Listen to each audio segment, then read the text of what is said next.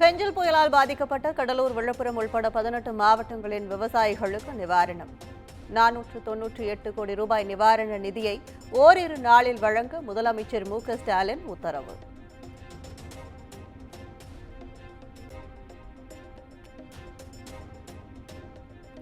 இந்தியாவின் 26வது தலைமை தேர்தல் ஆணையராக இன்று பதவியேற்கிறார் ஞானேஷ்குமார். தற்போதைய தேர்தல் ஆணையர் ராஜீவ்குமார் நேற்றுடன் ஓய்வு பெற்ற நிலையில் பொறுப்பேற்கிறார்.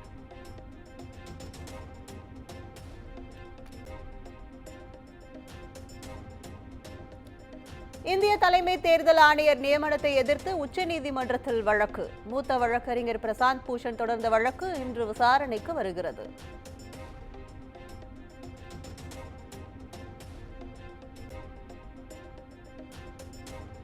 டெல்லியில் புதிய முதலமைச்சரை தேர்வு செய்ய இன்று கூடுகிறது பாஜக எம்எல்ஏக்கள் குழு. ராம்லீலா மைதானத்தில் நாளை பதவியேற்பு விழாவிற்கான ஏற்பாடுகள் மும்முரம்.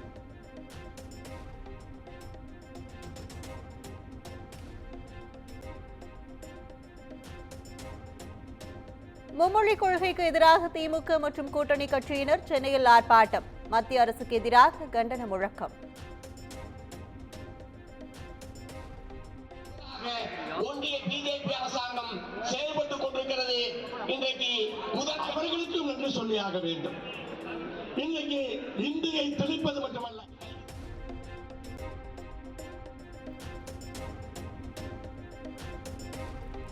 தமிழ்நாடு ஒருபோதும் மும்மொழிக் கொள்கையை ஏற்காது என உதயநிதி திட்டவட்டம். மீண்டும் மொழிப் போரை சந்திக்க தமிழகம் தயங்காது எனவும் பேச்சு.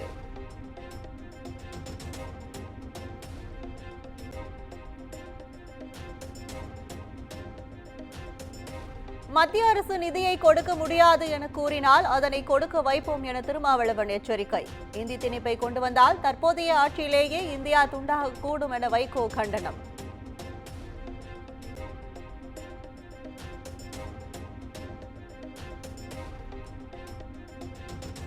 உரிமைகளை வென்றெடுக்கும் தீரர்கள். மும்மொழிக் கொள்கை எதிர்ப்பு போராட்டத்தில் எடுக்கப்பட்ட புகைப்படங்களை டேக் செய்து முதலமைச்சர் மு.க.ஸ்டாலின் எக்ஸ் தளத்தில் பதிவு.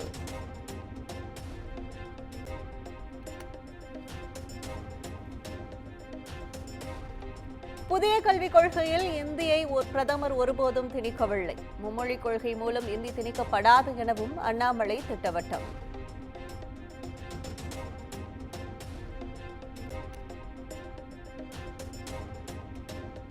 சென்னையில் தொழில் அதிபரை மிரட்டி 20 லட்சம் பணம் பறித்த வழக்கு. வருமான வரித்துறை அதிகாரிகள் 3 ஜாமீன் மனுவை தள்ளுபடி செய்து சென்னை முதன்மை அமர்வு நீதிமன்றம் உத்தரவு.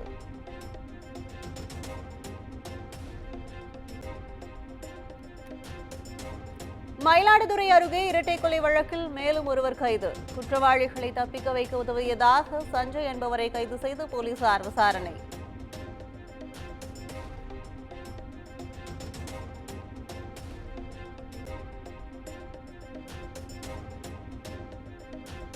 திண்டுக்கல் மாவட்டம் வத்தலக்குண்டு அருகே முன்விரோதம் காரணமாக கட்டையால் அடித்து 2 படுகொலை. குற்றவாளியை கைது செய்து போலீசார் விசாரணை.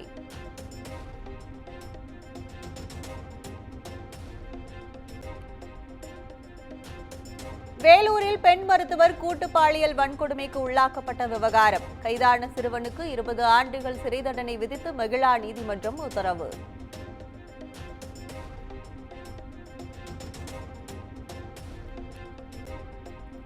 திருச்சி அருகே 2ஆம் வகுப்பு சிறுமிக்கு பாலியல் தொல்லை அளித்த அரசு பள்ளி ஆசிரியர் கைது. பள்ளிகளில் கேள்விக்குறியாகும் மாணவிகளின் பாதுகாப்பால் பெற்றோர் அச்சம்.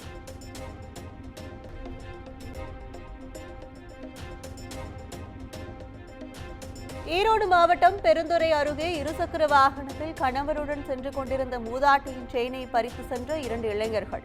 தர்ம அடி கொடுத்து போலீசில் ஒப்படைத்த பொதுமக்கள்.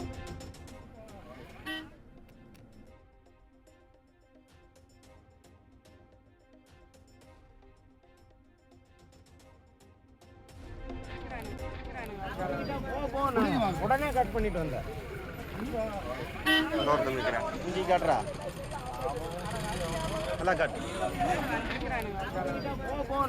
உடனே கட் பண்ணிட்டு வந்தேன்.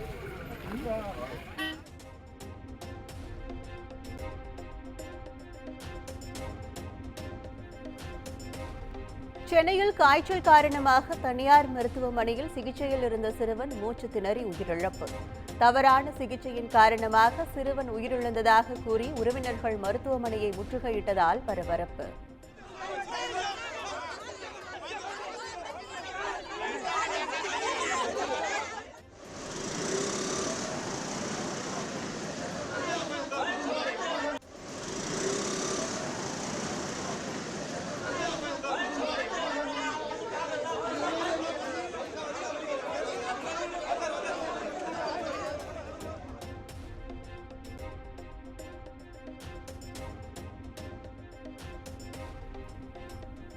சென்னையிலிருந்து ராமேஸ்வரம் சென்ற சேது விரைவு ரயிலுக்கு வெடிகுண்டு மிரட்டல் விடுத்த சம்பவம். மிரட்டல் விடுத்த இளைஞரை கைது செய்த போலீசார்.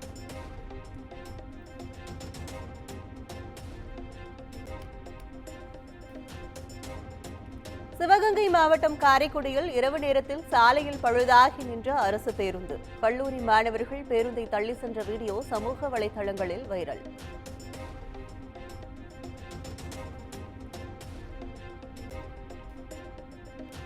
டெல்லியில் பிரதமர் மோடி, கத்தார் அதிபர் ஷேக் தமீம் இருதரப்பு பேச்சுவார்த்தை. இந்தியா கத்தார் இடையே பல்வேறு புரிந்துணர்வு ஒப்பந்தங்கள் கையெழுத்து.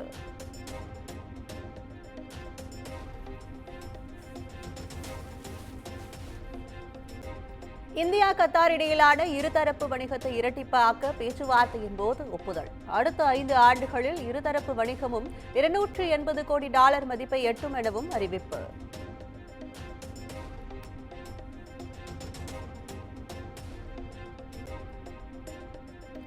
ஒடிசா கல்லூரியில் நேபாள மாணவி சடலமாக மீட்கப்பட்ட விவகாரம். உரிய விசாரணை நடத்த உண்மை கண்டறியும் உயர்நிலைக் குழுவை அமைத்த மாநில அரசு.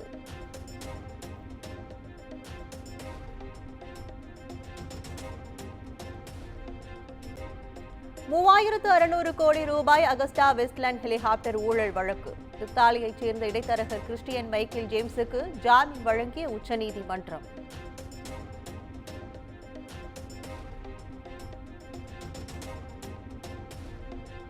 சமூக வலைதளங்களில் சர்ச்சைக்குரிய பதிவுகள் பகிரப்படுவதை கட்டுப்படுத்த உரிய நடவடிக்கை எடுக்கவும் மத்திய அரசுக்கு உச்சநீதிமன்றம் அறிவுறுத்தல்.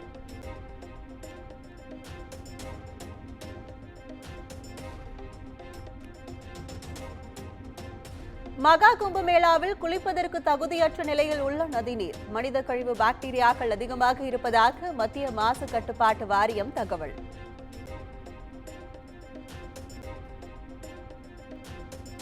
8 அணிகள் பங்கேற்கும் சாம்பியன்ஸ் டிராபி தொடர் இன்று தொடக்கம். கராச்சியில் நடைபெறும் முதல் போட்டியில் பாகிஸ்தான், நியூசிலாந்து அணிகள் பல பரீட்சை.